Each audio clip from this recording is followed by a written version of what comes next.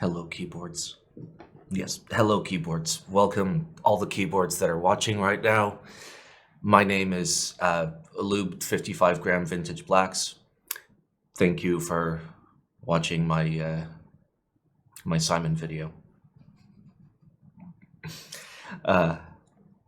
This is part 3 of the things I love, things I hate, and things I miss in the keyboard hobby. I'm going to talk about all the things that I miss in the keyboard hobby. Now, this video is going to be shorter than the other videos, not because I don't miss a lot of things, but because I'm kind of more interested in like what other people miss, because a lot of people have been around in this hobby for a long time, and I'm kind of curious, what do they miss? So, intro.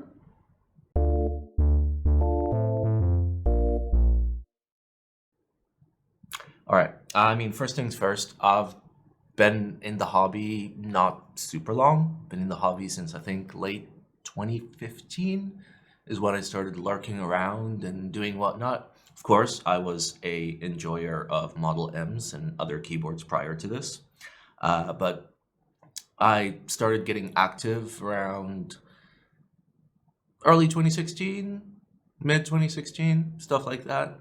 So yeah, so let's talk about what I miss. And for the record, throughout this, if you can think of something that you miss, that you really miss, absolutely drop it in the comments. I read all the comments. I answer all my DMs. I kiss everybody on the cheek. Okay, so let's go.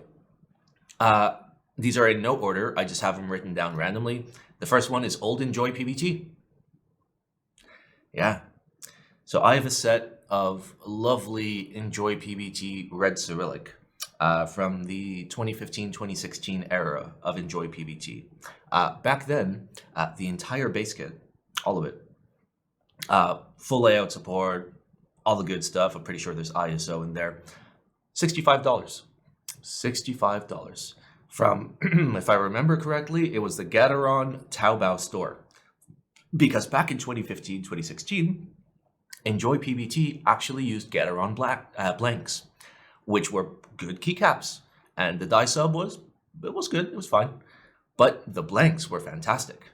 They felt good, they sounded good, and they were half the price they are today. Also, nothing was bent, and it was kind of amazing.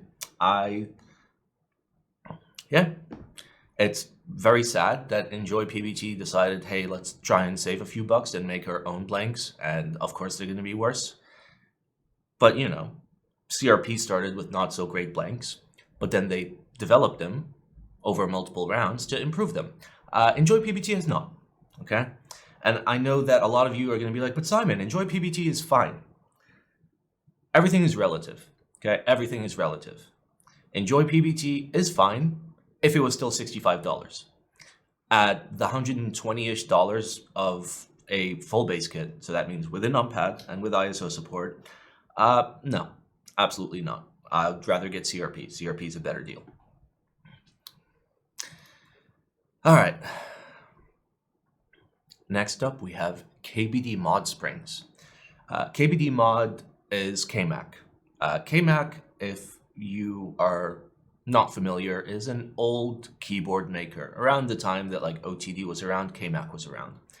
And they did the KMac Happy, which was the first MX HHKB that hit market. Not the first one developed. The first one developed was by someone else, but we don't talk about that. KBD Mod Springs. Ooh. Okay, first of all, they're impossible to get now. Don't even try. Don't even look. They're gone. Poof. All right, they're all gone. But they're such good springs. I bought I think 500 or 1,000 or 1,500. I forget how many orders I made of 55 gram KBD Mod Springs. They are just so good, so good. And this is something that I say a lot, that how consistent your springs are really determine how good your keyboard will feel. Because one of my favorite boards that people enjoy By that I mean like not my favorite board, but the board that I give to people and they're just like, oh my God, this feels amazing. What are these amazing switches, Simon? You must have put so much effort into these switches. I'm like, bro, they're Greetech blacks. They were 9 cents each. I like barely lubed them up and threw some KBD Mod Springs in there. And oof, it goes hard. My only regret is that I gave away too many of them. I did a lot of builds for friends, and I was just like, all right, well, I may as well, toss in my KBD Mod Springs so they can have an enjoyable typing experience. So there's your moral of the story. If you've got nice stuff, don't share it with your friends. Never share it. Keep it all for yourself, and make sure you get buried with it. But yeah, I miss KBD Mod Springs. I know that a lot of like modern spring makers are doing very consistent springs now. TX is relatively consistent, plus or minus 1 gram. Geon springs are very consistent. They're plus or minus 0.3 grams. But nothing quite feels like KBD Mod Springs. So there might be something besides the consistency. I don't know. There's just something about them. There's something about it. And that's not copium. That's not, nostalgia. That's in a blind test. They feel better to the majority of people that type on them. And it's sad that they're gone. And I do miss KBD Mod Springs. All right. Next up, I miss a smaller community of purists. Long before heavy flipping was a thing. Now, of course, flipping was pretty much always a thing, okay, to some degree, for like sought after boards, but not crazy, like you could, back in the day, you could pick up a KMAC Happy for like $500. You could pick up a OTD 360C for like $600. You could pick up a CL for $900, $1,000. Now it's gotten to the point where we're talking thousands of dollars, and that's where I would consider it like absurdly heavy flipping. Like, it's fine if you buy a board for like $400 and you want to cover your costs and you did a build in it, you sell it for like $650 or $700. Fine, whatever. But I miss I obviously like it's nostalgia 101. I miss the good old times when, the hobby wasn't as commercialized, where people had to work for it, You had to work for it. Oh, you want to do a nice build? All right, well, good luck sourcing some like very clean vintage blacks. Good luck cherry picking them. Now everybody can just, go to keepstore.xyz and buy the latest Holy Thok Panda gamer switches that are factory lubed with 2069 grade 7 and buy, $35 stabilizers that are dog shit, but people think they're good for some obscure reason, and then buy a GMK extra set for like $180 and slap it on a keyboard that you picked up on Mech Market for $7,000. What a time to be alive! But my point is, like, back then, like you had to work for it. You had to work for your builds, and as such, it was about taking what little materials you had and trying to actually engineer a good solid build out of it. To be fair, most of it was just, MX blacks at the time, but at least it required the effort. And the fact that it required the effort means that the people involved in it were, more DIY centric, were more open to learning. They didn't have everything handed to them like we do today. I mean, I still work for all my builds, mostly, unless like GAT Pros. GAT Pros is like the one thing where I'll just grab them out of the bag and slap them in a keyboard and be like, it's done. And that's fine. There's nothing wrong with that. I'm not saying what we have today is wrong or bad. It's great that we have access to all this stuff, but we lost the DIY nature. We lost the willingness to learn and explore and fiddle around, like I said earlier, I read all my YouTube comments, but sometimes I'll get the dumbest questions where I'm just like, you could literally like type this on the internet and you would get an answer, and you don't have the effort to even fucking do that. So what are you doing, bro? You should be willing to explore. You should be willing to just fiddle with things and screw it up and do it better the next time. All right. Next on my list is all the good makers that are gone. Okay, OTD, KMac, Duck is now gone, and so many more. There's so many good people that are just gone. Unfortunately, all the crap makers are still around because that's how the world works. So many good makers, even Poner. Poner is the dude behind Ion. He's the guy that helped design, or by help, he designed the i69. He designed the ISO, so he designed 2 of my boards. Fantastic designer, sweetest dude. He left. So many good people are leaving. And, it's kind of sad to see. It's sad to see good people leaving. There's still a lot of good people that are still around. You got people like Max, with Foxtrot. You've got people like Heine. Of course, you've got TGR Sam. You've got Elaine, Singa KBD. You've got a lot of good people. You've got a lot of good people. But, a lot of people that stepped away from the hobby that were actually doing good things, Of course, there are people that stepped away from the hobby that were, terrible people and good riddance. But, it's sad. For example, there's not going to be another duck board, and, I'm not the biggest duck enjoyer. I have a Duck Viper. That's my only duck. I've typed on lots of duck boards. They're not for me. They're not for me. They're good. I recognize that. They're not for me. But it's still sad that we lost Duck, because Duck was the kind of maker that even in like 2021, 2022 was selling boards at like $300, like $350, which for, Korean customs is fantastic, compared to like LZ, where, he pulls out a literal $80 Chinese board and tries to sell it to you for $1,000 with a crudely drawn picture of it on a napkin. How the hell is LZ still in there? Anyway, I miss a lot of the good makers. I miss a lot of the good makers. I do. You know what else I miss? I miss 21-cent MX Blacks. I do. I mean, I got MX Blacks right here. These are Hyperglides. I got them from Taobao. They were like 25-ish cents, but like I had to jump through a lot of hoops to be able to get like affordable MX Blacks. You remember when you could go to Aero and just buy 21-cent MX Blacks? Sometimes they were even 19 cents, Back when Cherry was not a bunch of assholes and price fixing, which, by the way, they are doing 100%. They establish a minimum sales price that vendors can sell at. So there's no benefit to you as the customer to pay more for the same thing when you know that their cost of production is only decreasing, not increasing. And it's just sad. I mean, it's not just 21-cent MX Blacks. It's just like cheaper switches in general. To be fair, Gateron Milky Tops are still cheap. You can get them from 13 to 15 cents on Taobao, as has always been the case. But I don't know. It was sad to see Cherry specifically just get really greedy over the past few years. Kicked in basically like 2019, 2020, they started getting really greedy. And it's very clear they've gotten really greedy. If you look at their marketing tactics, if you look at, their push towards more specialized switches that literally use the same molds as the other switches, but they're selling them to you for, a 100% additional markup. It's just sad. The whole Hyperglides thing, what the hell were Hyperglides? It was just a very basic retooling. Almost nothing changed, and they doubled their prices.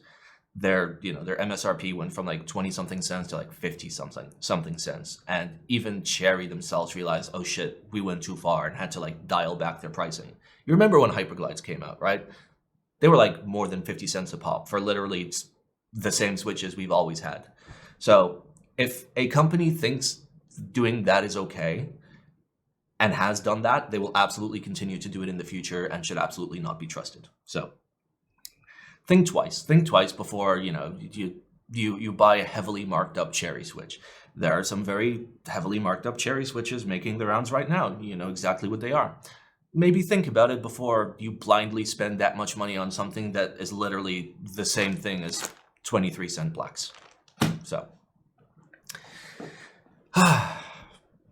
anyway, this is supposed to be nostalgic. I'm sorry, okay? I miss when I could just go to Aero and buy like 1,000 freaking MX Blacks for,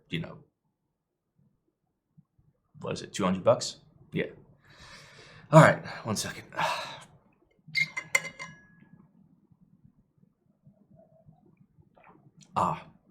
BlackSimon.tv/merch, by the way. This is the cursed Simon water bottle. There's a slightly less cursed version that's more cursed, just in case you're interested. All right. I miss more simple projects. I'm talking basic bitch TKLs, FRLs, clean keyset designs. Now, I'm not saying that that doesn't happen anymore, but the ratio of clean, simple projects versus like, hype beast foam stuff, weeb keyset, top right blocker, gasket mount, you know exactly what I mean just from those keywords. Now, like every Saturday or every weekend for the past 3 years, I've been taking a look at pretty much every new IC and group buy that pops up. And, I understand that the market dynamics determine what kind of projects will actually, hit the market. But, it's sad to not see more simple, clean designs. I mean, simple Korean proportion TKLs, 8mm top bezel, 4 to 5mm side bezel, wing keyless blockers, simple, throw a through weight on it, good to go, sell it for a fair price.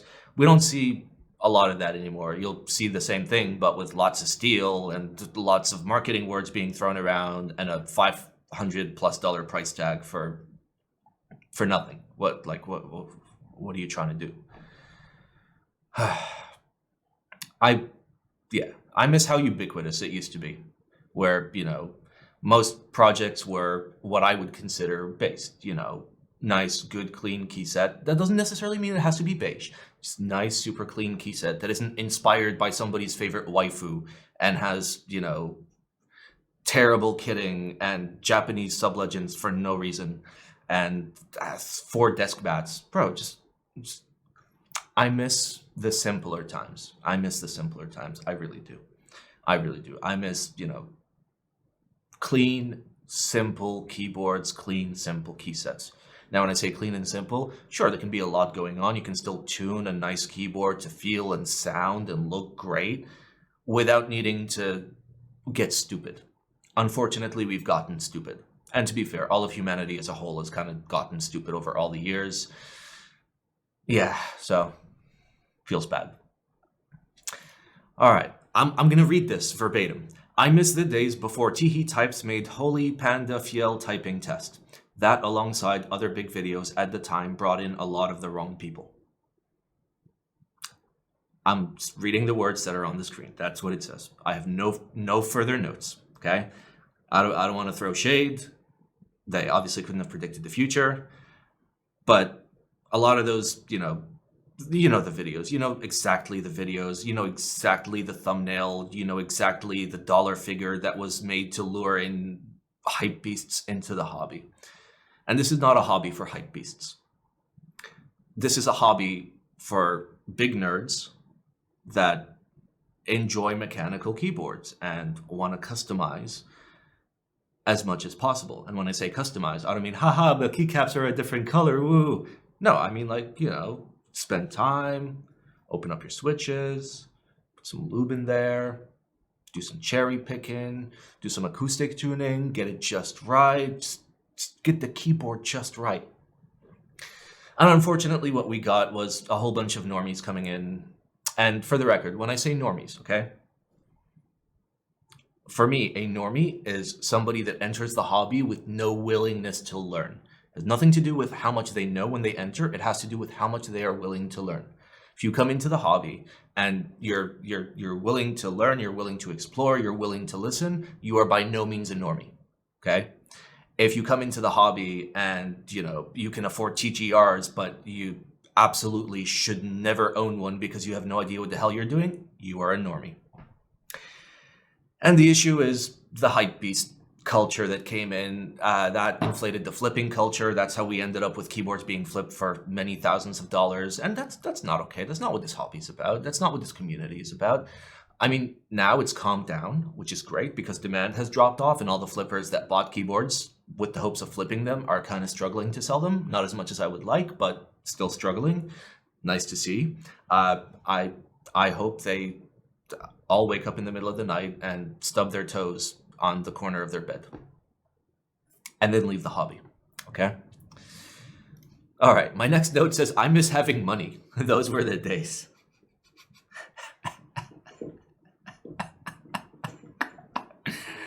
Woo. I mean, it's not wrong. To be fair though, before I got like super deep into the hobby, like my job situation was better, my money situation was better. I basically had a thing going where like each month I'd have like, $30 to $50 to spend on just helping out somebody else in the hobby. That could mean just like buying switches or stabs for them, or, getting a plate cut for them and just sending it to them. Basically just go for it. Just help out the people that actually need help. And to be fair, through my streams, through all the community driven stuff that we do, we still do a lot of that. And I say we because it's very little me. It's mostly the community. It's mostly, like our community. But I do miss having money. I wonder why I don't have money anymore. I don't know. Yeah, I mean, TLDR, I think I've spent like upwards of $30,000 on boards, having never bought anything for flip price with the exception of that K, which we don't talk about. But I do miss having money. Yeah, I don't know what else to say. I miss having money, dude. All right.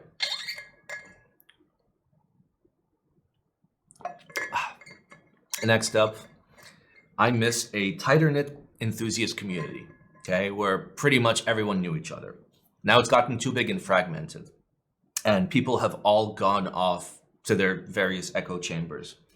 So I miss when, like Discord-wise, it was Metkeys, like Hangout-wise, it was Geek Hack to actually hang out, and Desk Authority if, you were looking at Fin stuff. But like everybody knew each other, everybody was one big community. We all, would get together and chat. We would all know each other. And, obviously I understand the hobby has gotten much larger. The community has gotten much larger. And that's okay. My issue is as a result of it getting larger, instead of the pool getting larger, people have like separated and gone to various, like closed down communities, which is not a healthy thing. Like if you consider, society, forget about keyboards. If you consider society, people getting into echo chambers is, how you end up with extremists and mass shootings and terrible shit. I'm not saying, that's going to happen in the keyboard hobby, but the same principle applies where, people are going to start getting the wrong ideas, and those ideas will get perpetuated by the little, tightly knit community that they're in without realizing how wrong they actually are. Not only that, but you limit your growth as a community. You limit the friendships you will make. You limit all of that. And, it was nice when everybody was hanging out in one spot. Everybody knew each other. And, those were the days. I miss that, I miss that. It makes me sad. It makes me sad. Like sometimes I think about people that like I used to chat with like 4 or 5 years ago. And I'm like, I wonder where they are.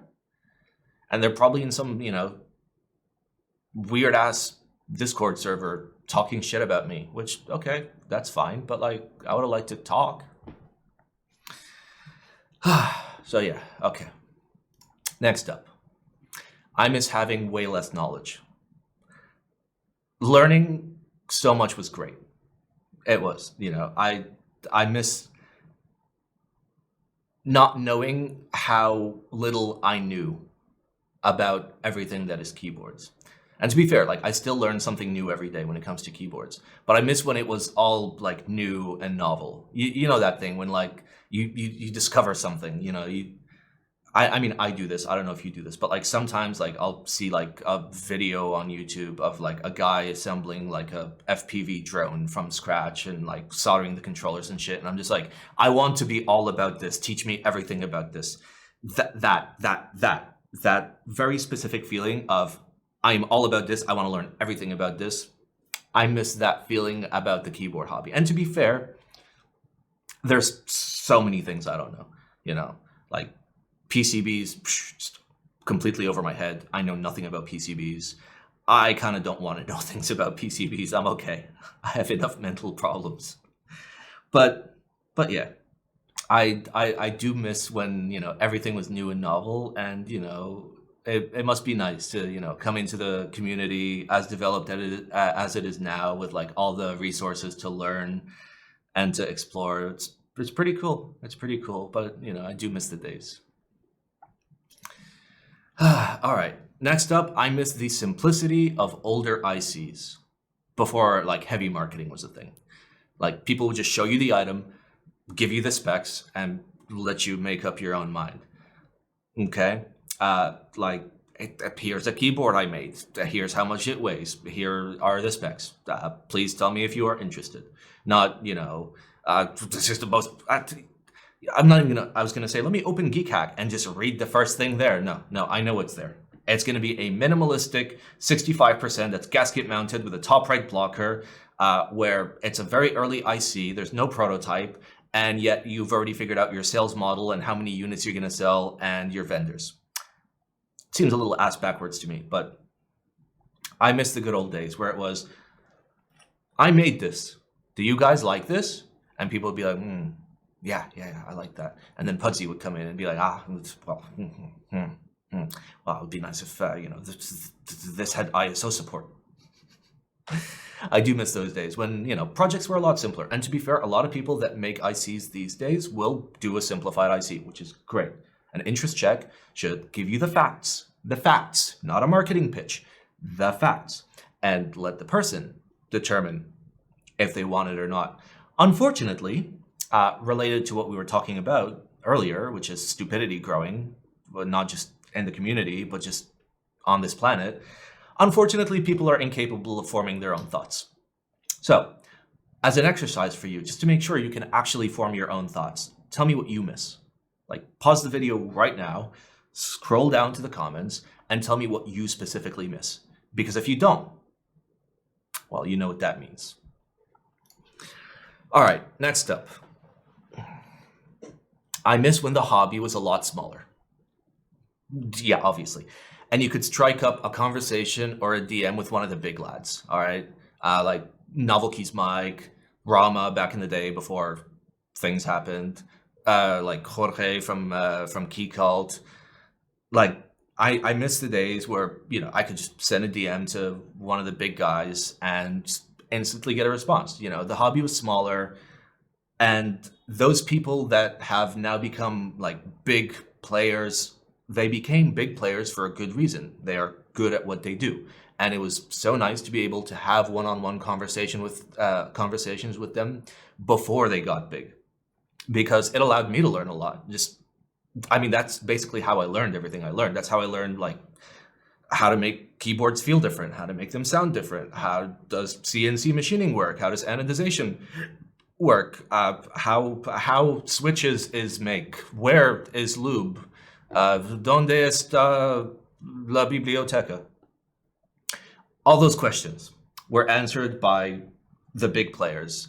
And to be fair, like, I still have long-lasting friendships with a lot of the people where I can DM them and I will eventually get a reply back. But I know they're so busy. We can't just, sit down and shoot the shit like we used to. And I do miss that. I miss that.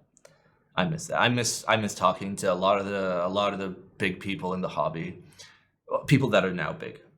I miss just fucking chilling with them and chatting with them. And to be fair, like, we try, but like, everybody's so busy. Everybody's got stuff to do now. All right. Here's another one I'm going to read verbatim. Remember when LZ made good boards? I remember. Yeah. For the record, the line is drawn at the CLS TKL, okay? CLS TKL, I think, was like 2018, 2019. That was the first bad board. Everything prior to that, so FE, SE, GH, ST, Stan, all that, those were good boards at a fair price. Sure, the quality control wasn't the best on the planet. Sure, the PCBs were terrible. It's just Korea things. This is back in the day when Korean boards were Korean boards. But then starting at the CLS, LZ realized, hey, I can put in little to no effort, not give a shit, not even do renders, mark up my prices more than double. Tell people to their face, fuck you, I'm not quality controlling. If I ship you a product and it's bad, I intended for it to be bad. Suck my dick. Actual message, by the way, with the exception of suck my dick. And yeah, oof. It's sad. It's sad. I miss when LZ made good boards. I miss, yeah, I really miss when LZ made good boards. It's like, it makes me so angry. It's on my list. I talked about no other maker.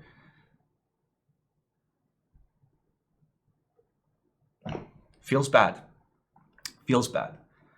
I don't know. My hope is like one day LZ will wake up and just like smack his head really hard and it'll like reverse the brain damage he has and he'll start making good, fairly priced boards again. But yeah, we can't count on that. And last on my list is I miss old GMK timelines and quality control. And now it seems like a lot of brands have like dropped in quality. Like we started talking about Enjoy PBT, we're gonna finish up with GMK. But it's not about ePBT and it's not about GMK. It's about just, to be fair, like a lot of makers have gotten better, okay? A lot of makers have gotten better, but the big guys, I'm talking like Cherry, I'm talking GMK, I'm talking like super big manufacturers, have kind of fallen off. They've kind of fallen off. Their quality is not at par at their quality 5 years ago.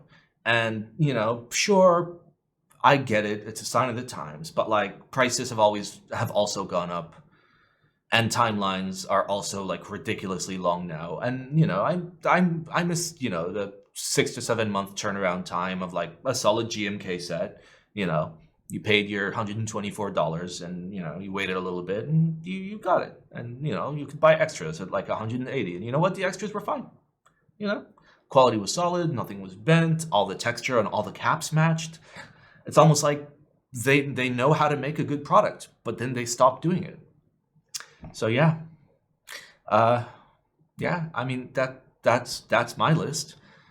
That doesn't mean that's the only thing that I miss. But like, yeah, like I said, I'm more interested in what you guys miss because like I've been around in the hobby a while, but like other people have been around longer. Other people have been around, but like in like different sections of the hobby. There are people that, you know, super deep into Vince, super deep into 40s, all about that ergo, all about Alps, all about rubber dome. I want to know what you guys miss. I really do. Like it's nice to consider what we miss because it kind of, I mean, it tells us what we like and it tells us what's important for us, I guess. So yeah, let me know. I hope you enjoyed this 3-part series. And yeah, after this video, we'll be back on track doing keyboard reviews. I need to review that one, that one, that one. Oh my God. What else do I have to review? Yeah, okay. We got some boards to review, boys. Anyway, thank you so much for watching. I assume this video is not going to get a lot of views like the I love video and the I hate video. So if you can, drop a like to just help out the channel a little bit. Maybe get some more people interested in the keyboard hobby and tell me about what they missed in the keyboard hobby. So anyway, thank you for watching. Goodbye.